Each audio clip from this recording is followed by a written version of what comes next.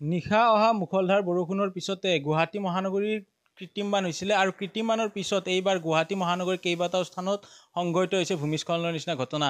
মই উপস্থিত আছোঁ মহানগৰীৰ লালগণেশ আৰক্ষী চকীৰ অধীনত থকা জ্যোতিকুছিৰ দৰুণ ডেকা পথত আৰু দৰুণ ডেকা পথৰ আৱাসৰ এটা পৰিৱেশ দেখুৱাব। প্ৰথমতে এই আৱাসটোত নিশাৰ ভাগত কোনো লোক নাছিলে বাবে সৌভাগ্যক্ৰমে ৰক্ষা পৰিছে, কিন্তু এই যি বাসগৃহ দেখুৱাইছে বাসগৃহ সম্পূৰ্ণৰূপে ধ্বংসস্তূপত পৰিণত হৈছে আৰু তলফালে খহি গৈছে। যিকোনো মুহূৰ্ততে এই স্থান এতিয়া বিপদজনক হৈ পৰিছে। এই অঞ্চলত থকা দৰুণ ডেকাৰ পথত থকা প্ৰায় বহুকেইঘৰ লোক আছে, তাৰে 4 ঘৰৰ যিকোনো মুহূৰ্ততে ঘৰ হৈ যাব পাৰে আৰু এই ঘৰৰ স্বত্বাধিকাৰী হৈছে ৰীণা বাস্পৰ। আমি বাহিৰলৈকে যাম, পৰিৱেশ দেখুৱাম যে এই স্থান এতিয়া বিপদজনক হৈ পৰিছে। এটা শৌচালয় আছিলে আৰু এটা কোঠালি আছিলে, সেই শৌচালয় আৰু কোঠালি সম্পূৰ্ণৰূপে উলটি গৈছে।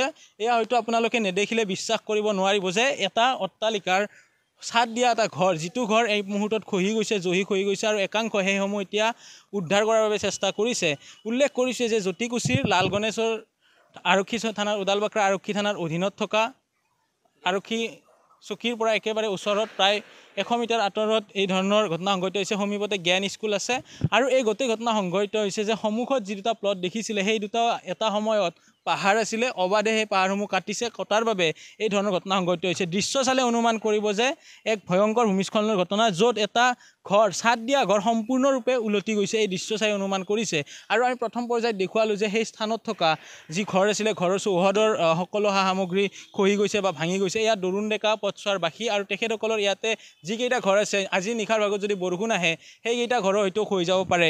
যিগৰাকী ভুক্তভোগী মহিলা ৰীণা বাস্পৰ, তেখেতৰ পৰা জানিবলৈ চেষ্টা কৰিম কি হৈছে। আজি 3:30 बजे का जैसे में हमारा पूरा घर गिर गया और क्या बोले, एक बार उन लोग का मना किया था कि ऐसे करके माटी नहीं करो खनने के लिए, लेकिन उन लोग सुना नहीं। पूरा अंदर से जेसीबी लगा के पूरा खन दिया। खनने को बाधा दिया, हम लोग फिर भी नहीं सुना। फिर उन लोग बोला था कि हम लोग घर बना कर देगा लेटरिन बाथरूम, नहीं दिया हमको। उन लोग दीवार उठा दिया। कष्ट करके हम ये लेटरिन बाथरूम अपना पैसा से फिर बनवाया।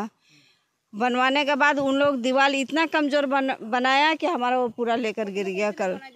বুলি কালি ৰাতি 3:30 বজাত মানে আৱাজ পালোঁ, মানে কিবা এটা শব্দ হৈছিলে। পিছত আমাৰ গাৰ্জিয়ান মানে আমাৰ হাজবেণ্ড ওলাই আহিলে, চালে যে এইফালৰ বাথৰুম লেট্ৰিন মানে গোটেই পৰি গৈছে। মোক কৈছে যে সিহঁতক ফোন কৰা, জলদিকৈ ঘৰৰ পৰা ওলাই আহিব দিয়া, নহ'লে ঘৰটোও বাগৰি পৰিব পাৰে।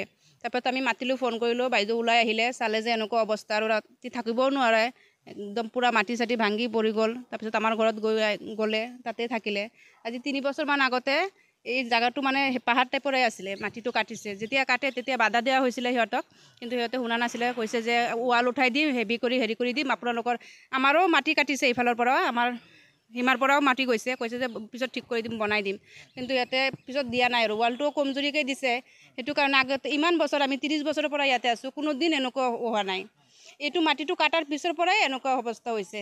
এয়া মাটিটো এই মালিকটোৱে, এইটো ফ্লডৰ মাটি, এইটো কিবা মাৰোৱাৰীৰ আছিলে বোলে মাটিটো, নাজানো, আমিতো দেখাও নাই, মালিকক চিনি নাপাওঁ, আমি দেখাই নাই কোনোদিন। আৰু তেতিয়া কৈছিলে হেৰি আছিলে যে চিকিউৰিটি আছিলে, সিহঁতক কৈছিলে, ফোন নম্বৰো নাই। আগতে ফৰিদা বেগমৰ মাটি আছিলে, এতিয়া কোনে লৈছে আৰু গম নাপাওঁ। বনাই দিয়াৰ কথা আছিলে, দিয়া নাই। তাৰপিছত আকৌ এই বাইদেউজনী কোনো গাৰ্জিয়ান নাই, অকলেই থাকে, বহুত কষ্টকৈ বনাইছে। এতিয়া আকৌ কালি হ'ল এনেকুৱা হৈছে। এইখিনি বহুত ৰিস্ক, মানে আমাৰ বহুত ৰিস্ক। ৰাতিটো টোপনি নাহে, মানে ৰাতি এটা ভয় থাকে, আতংক থাকে, কেনেকুৱা কি হয়, কি অৱস্থা। ভগৱান ভাল যে কালি কোনো মানুহৰ কিবা এটা দুৰ্ঘটনা হোৱা নাই। কিমানটামান ঘৰ খহি যোৱাৰ সম্ভাৱনা আছে? এই লগত আমি আছোঁ, এই বাইদেউ ঘৰৰো ঘৰ আছে, বাইদেউ ঘৰৰ 4 ঘৰ আছে। 4 ঘৰ ঘৰটো হৈ যাব, সেইটো আছে 4টা ঘৰ। আজি বৰষুণ হৈ যাব, এইটো চাওক, আপুনি নিজে চাই আছে, এইটো চাওক, এই ৱাল ভাঙি গৈছে। এইপিনে আজি বৰষুণ আহিলে কুঁৱা চুৱা চব লৈ ওলাই যাব, এইফালেও ওলাই যাব। এইসকল স্থানীয় লোক, তেখেতসকলে উল্লেখ কৰিছে যে আজি যদি বৰষুণ দিয়ে, বৰুণ দেৱতা আজি সন্তুষ্ট নহয়, যদি ৰুদ্ৰৰূপ ধাৰণ কৰে, তেতিয়াহ'লে এই অঞ্চলৰ 4টাকৈ বাসগৃহ পুনৰ ধ্বংসস্তূপত পৰিণত হ'ব। এক প্ৰকাৰ এতিয়া আমাৰ বাতৰি চোৱাৰ পিছতহে বিয়াগুম যি ধৰণৰ প্ৰশাসন বিভাগ আছে, বা যি ধৰণৰ SDRF বাহিনীয়ে হওক, বা আৰক্ষী প্ৰশাসনে হওক, বা ৰাজহ বিভাগ আছে, বা আৰু সমান্তৰালভাৱে দুৰ্যোগ প্ৰশমন বিভাগ আছে, তেখেতসকলে কি ব্যৱস্থা গ্ৰহণ কৰে, সেয়া কিন্তু এই মুহূৰ্তত ডাঙৰ প্ৰশ্ন।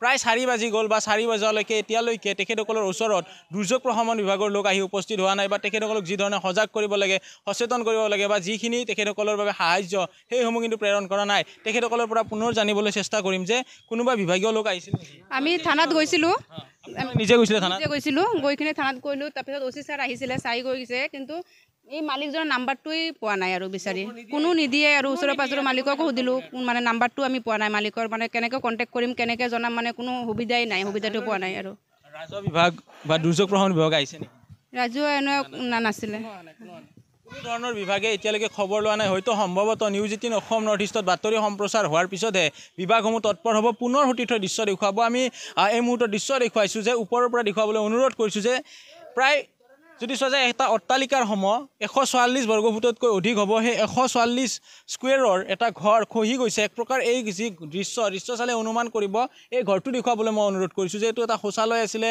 তাৰ ওপৰত ছাদ আছিলে এইসমূহ খহি গৈছে ইয়াৰ পৰা আপোনালোকে অনুমান কৰক যে কিমান ভয়াৱহ আছিলে ভূমিস্খলন আৰু এতিয়া গুৱাহাটী মহানগৰীত ঠায়ে ঠায়ে এনেধৰণৰ ভূমিস্খলন হোৱা দেখিবলৈ পোৱা গৈছে এতিয়া এই যি 4টা পৰিয়াল আছে অকল সেই পৰিয়াল এটা পৰিয়াল এতিয়া ৰাণী বাস্পৰৰ পৰিয়ালটো এতিয়া সংকটজনক অৱস্থাত আছে বা সেই আৱাসগৃহটো যিকোনো সময়ত খহি যাব পাৰে তাৰ বিপৰীতে সমীপতে থকা আন 3টা ঘৰো কিন্তু যিকোনো মুহূৰ্তত খহি যাব পাৰে এতিয়া এই অঞ্চললৈকে যি চোৱা যায় এক প্ৰকাৰ তেখেতসকলে ভয় ভাবুকিত থাকিব লগা হৈছে যে যিকোনো মুহূৰ্তত অনাকাংক্ষিত ঘটনা ঘটিব পাৰে আৰু নিউজ 18ত বাতৰি চোৱাৰ পিছতে হয়তো বিভাগীয় কৰ্তৃপক্ষৰ গা লৰিব তাৰে পিছতহে হয়তো বিভাগীয় কৰ্তৃপক্ষ উপস্থিত হৈ ইয়াতে জাননী দিব বা জাননী জাৰি কৰি তেখেতসকলৰ দায়িত্ব সম্পাদিত কৰিব বা সেইখিনি কৰিয়ে তেখেতসকলে ইয়াৰ পৰা উভতিব তাৰ বিপৰীতে এই যিসকল বেয়াগুম বিভাগ থাকে বা বেয়াগুম ব্যক্তি আছে যিসকলে মাৰোৱাৰী বুলি কৈছে সেই যিয়ে খনন কৰিছে সেইসকলক কিন্তু কেতিয়াও এনেধৰণৰ পৰা তেখেতসকলে মুকলি হৈ থকা দেখিবলৈ পোৱা যায় 3 বছৰ পূৰ্বলৈকে এইখন এখন পাহাৰ আছিলে এই পাহাৰখন খনন কৰাৰ পিছতে এতিয়া এনেদৰে ভূমিস্খলন হোৱা দেখিবলৈ পোৱা গৈছে